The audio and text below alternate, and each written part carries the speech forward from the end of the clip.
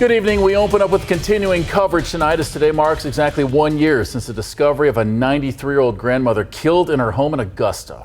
Those who knew Joanne Johnson gathered for a vigil to remember and honor her.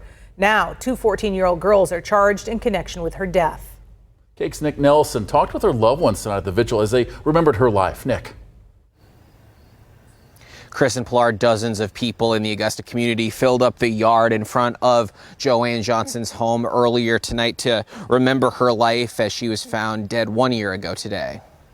We appreciate the fact that people in the community thought enough to do something like this. So I think you always have to be appreciative when someone, goes out of their way to do something for, this case, my mom. From lighting candles to sharing their warmest memories amid the tragedy of Joanne Johnson's death. But answers are finally coming. Just last month, prosecutors announced two 14-year-old girls have been charged as juveniles in connection with Johnson's killing. Joanne's son, Tim Johnson, said at the vigil, however, that he hopes prosecutors will charge them as adults. This was an unbelievably heinous murder, brutal, and the fact that it's two juveniles, the statutes allow them to be charged as adults, and that's what we want to see happen.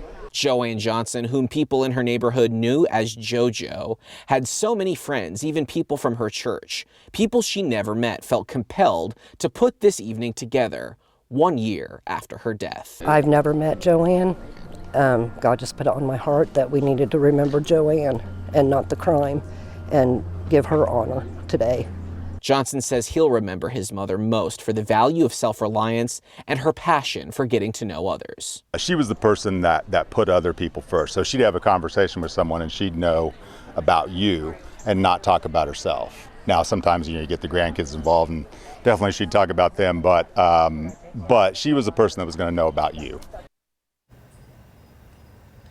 Now, the two teens pleaded not guilty in juvenile court last week, and the prosecutor's office says because they were only 13 at the time of the murder, they cannot be charged as adults under Kansas law. Their next hearing is set for the end of October. In Augusta, Nick Nelson, KAKE News on your side.